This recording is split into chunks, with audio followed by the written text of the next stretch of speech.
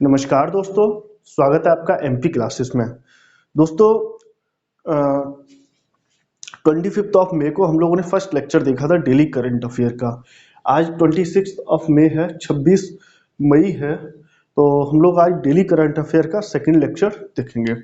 अगर आप लोगों ने पहला लेक्चर नहीं देखा है तो आप जाके देख लीजिए, क्योंकि नेक्स्ट संडे को हम लोग इसी में से टेस्ट भी देखेंगे, जिसमें 25 से 30 क्वेश्चन होंगे और वो टेस्ट फ्री ऑफ कॉस्ट उपलब्ध कराया जाएगा आपको। तो देखते हैं हम लोग आज का करंट अफेयर। पहला जो न्यूज है वो है कि विश्व बैंक ने भारतीय मूल के अर्थशास्त्री आभास झा, आपको ये नाम याद रखना है,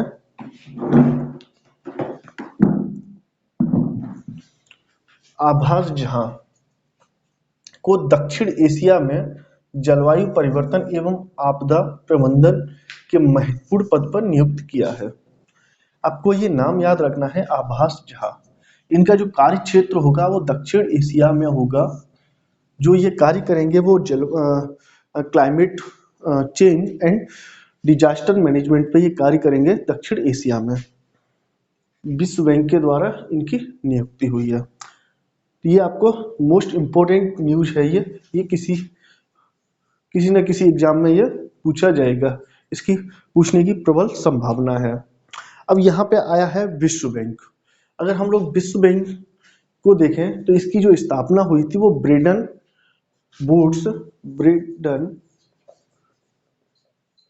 वुड्स सम्मेलन के तहत 1944 में हुई थी। इसके जो प्रेजेंट टाइम में जो मेंबर हैं वो हैं 189। इसके जो प्रेजेंट टाइम के मेंबर हैं वो 189 है।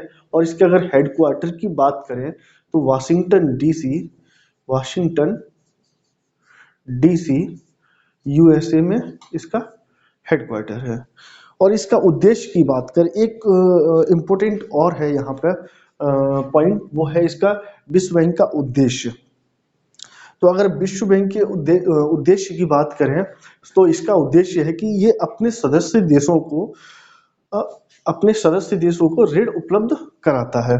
जो विश्व बैंक है वो अपने सदस्य देशों को ऋण उपलब्ध कराता है, चाहे वो किसी चीज पर ऋण हो सकता है। अभी कोविड-19 पे भी उसने कई सारे देशों को दिया है, और इससे पहले भी डिफरेंट चीजों पर ये देशों को ऋण उपलब्ध कराता रहा है। तो ये 1944 में ब्रेडन वुड्स सम्मेलन के तहत इसकी स्थापना हुई थी। और 189 इसके करंट कंट्री मेंबर है, और इसका जो हेडक्वार्टर है वो है वाशिंगटन डीसी में। नेक्स्ट न्यूज है कि अमेरिकी राष्ट्रपति ने ओपन स्काई ट्रीटी से अलग होने की घोषणा कर दी है। आखिर ये ओपन स्काई ट्रीटी है क्या, इसको आप समझिए। ये एक विश्व में शांति स्थापित करने के लिए एक महत्वपूर्ण ट्रीटी थी, जिसमें 34 मेंबर है, 34 मेंबर है, जिसमें अमेरिका और रूस, दो बड़े राष्ट्र इसके सदस्य मेंबर हैं। 2002 में इस संधि पर हस्ताक्षर हुए थे 34 देशों के द्वारा। अब हम लोग देखते हैं ये आखिर संधि जो है वो है क्या। अगर हम लोग इसको एक एग्जाम्पल के थ्रू समझें तो ऐसे समझ सकते हैं, जैसे ए राष्ट्र ये है और एक बी राष्ट्र ये है। इसको हम लोग रूस और यूएसए करके ले सकते हैं। अगर इसको शक है कि रूस कोई हथियार या कोई ऐसी चीज बिल्ड ना कर ले जिससे कि यूएसए को खतरा हो, और रूस को भी खतरा रहता है अमेरिका से कि अमेरिका कोई ऐसी चीज ना विकसित कर ले जिससे आने वाले दिनों में रूस के लिए कोई समस्या खड़ी हो जाए। तो इस तरह से ही लोग इन सब चीजों को ध्यान में रखते हुए ही ओपन स्काई ट्रीटी साइन हुई थी। इसमें होता क्या है कि सदस्य देश अपना विमान संबंधित राष्ट्र के ऊपर भेजेंगे, उसका जो हवाई क्षेत्र होगा उसमें भेजेंगे, और उस जो हवाई यान होगा उसमें कुछ सेंसर लगे होंगे। जो ये देखेंगे कि उस पर्टिकुलर क्षेत्र में या उस देश में कोई ऐसी एक्टिविटी ना हो रही हो, ऐसे कोई हथियार बिल्ड ना हो रहे, ऐसी मिसाइलें ना बन रही हो जिससे कि किसी भी देश या उसके देश को नुकसान हो, तो वो इसकी निगरानी करेंगे। और इस देश को इस विमान से कोई आपत्ति नहीं होगी क्योंकि ये ट्रीटी पहले से ही साइन हो गई है। और ऐसे ही ये इस पर निगरानी रखेगा। वो अपना विमान किसी दूसरे देश के हवाई क्षेत्र में भेजेगा और वहाँ का जो हवाई क्षेत्र है उसके द्वारा वो देखेगा कि इस क्षेत्र में कि कोई ऐसी कोई गतिविधि ना हो रही हो जिससे कि उसके देश को या उसके वर्ल्ड को कोई प्रॉब्लम क्रिएट हो। तो ये है ओपन स्काई ट्रीटी।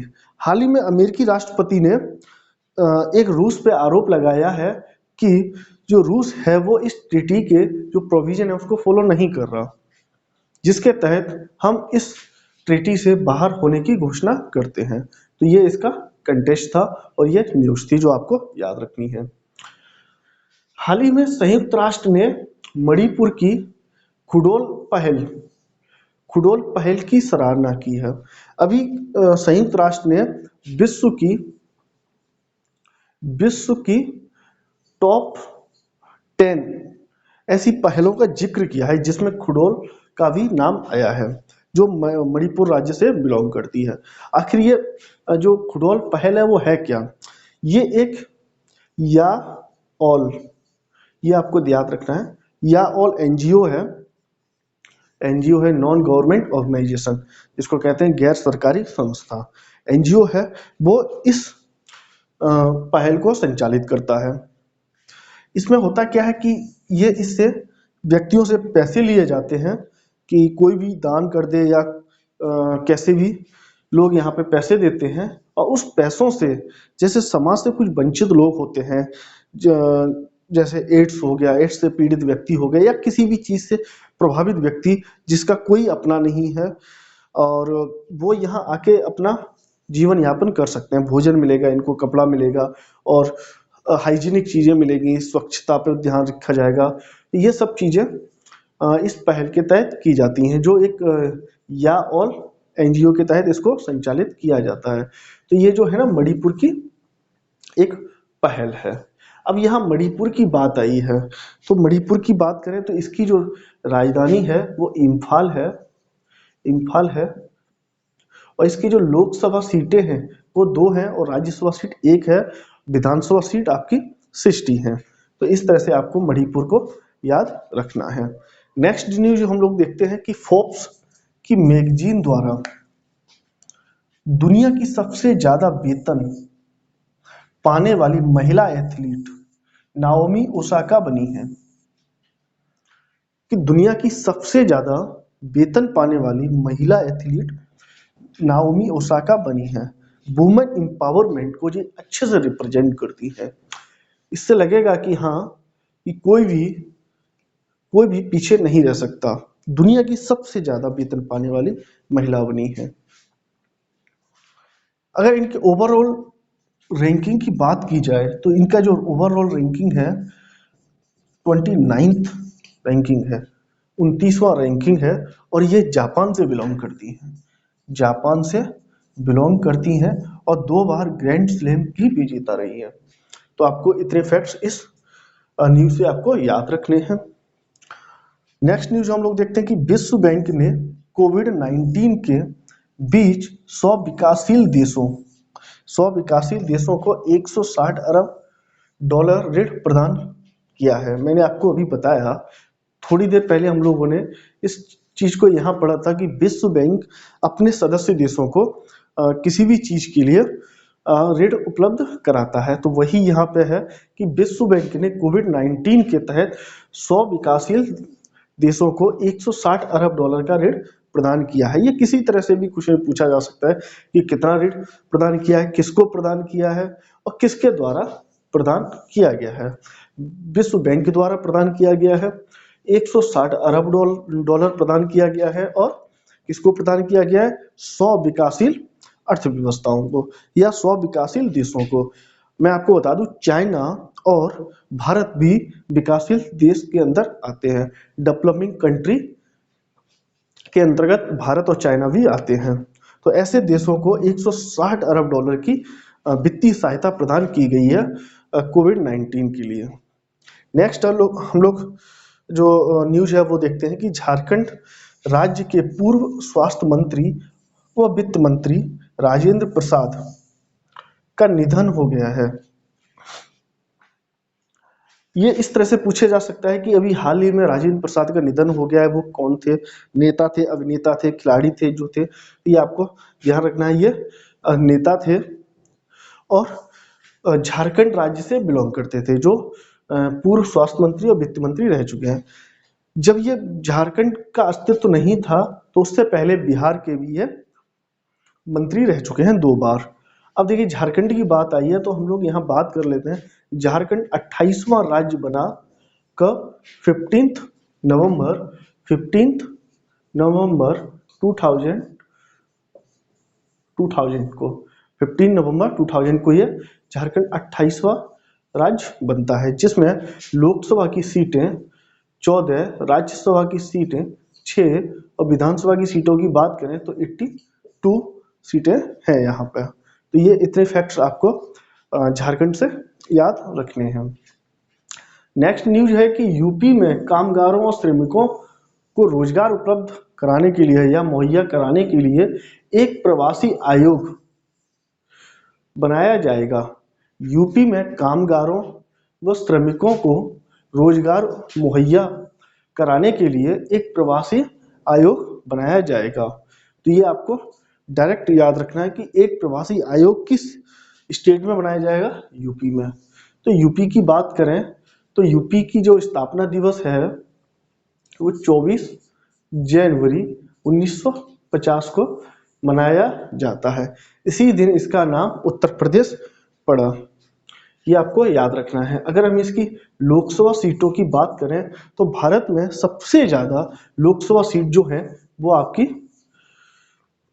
यूपी में है, और राज्यसभा की सीटों की बात करें तो वो आपकी 100 है, और विधानसभा की बात करें तो वो आपकी 404 सीटें हैं। ओके, तो ये आपको इतनी चीजें याद रखनी है इस न्यूज से।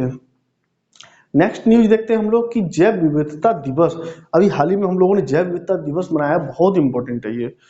वो किस तिथि को मनाया जाता है? वो है आपका 22 मई को। 22 मई को 22 मई को हम लोग जैव विविधता दिवस मनाते हैं। इसकी जो थीम थी वो थी अवर सोल्यूशन आर इन नेचर। ध्यान रखना, ये बहुत इंपॉर्टेंट फैक्ट है। अवर सॉल्यूशन आर इन नेचर इसकी जो थीम थी। अब आपको कमेंट बॉक्स में जैव विविधता की जो डेफिनेशन है वो मुझे बतानी है कि जैव विविधता किसे कहते हैं, हम लोग इसको किस तरह से समझ सकते हैं। तो ये आपको कमेंट बॉक्स में बताना है कि जैव विविधता क्या होती है। और इसकी जो थीम है our solution are in nature, ये बिल्कुल नहीं भूलना। पीसीएस में तो कई बार ये पूछा गया है। इसी के साथ एक और बहुत फ्रिक्वेंटली पूछा जाता है पृथ्वी दिवस, जो 22 मई को, इसके ठीक एक महीने पहले मनाया जाता है 22 अप्रैल को, जिसकी जो थीम थी क्लाइमेट एक्शन। क्लाइमेट एक्शन का मतलब जलवायु कार्यवाही। ओके, नेक्स्ट न्यूज हम लोग देखते हैं कि हॉकी के महान खिलाड़ी बलवीर सिंह सीनियर का हाल ही में निधन हो गया। देखिए ये जो बलवीर सिंह जो सीनियर पंजाब से संबंधित हैं और हॉकी खेल से संबंधित हैं, इन्होंने 3 बार विजेता टीम का हिस्सा रहे। जब भारतीय हॉकी टीम जब जीतती थी, अब हॉकी के महान खिलाड़ी बलवीर सिंह सीनियर पंजाब से यह संबंधित है का निधन हो गया है।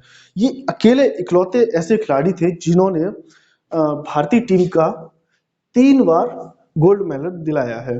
1948, 1952 और 1956, ये 3 बार भारतीय बलवीर सिंह द्वारा टीम में रहते हुए गोल्ड मेडल जीते हैं, जिसमें 1956 में ये टीम के कैप्टन हुआ करते थे और 1957 में इनको पद्मश्री दिया गया। तो ये आपको इसका ध्यान रखना है, बहुत इंपॉर्टेंट फैक्ट है स्पोर्ट्स से रिलेटेड। नेक्स्ट जो है और आज का लास्ट न्यूज है, हालांकि ये 2-3 दिन पहले की न्यूज है, लेकिन हम लोगों को याद रखनी है कि केंद्रीय स्वास्थ्य मंत्री डॉक्टर हर्षवर्धन WHO के कार्यकारी चेयरमैन के सदस्य बने हैं, ये आपको याद रखना है।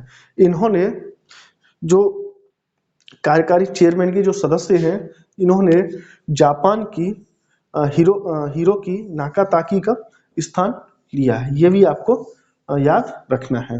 ओके, तो इतनी कुछ आज की जो करंट अफेयर थी, ये सब चीजें हम लोगों ने देखी, विस्तार से देखी। आई होप आपको इसमें कुछ सीखने को मिला होगा। तो देखते हैं आगे हम लोग। Thank you so much.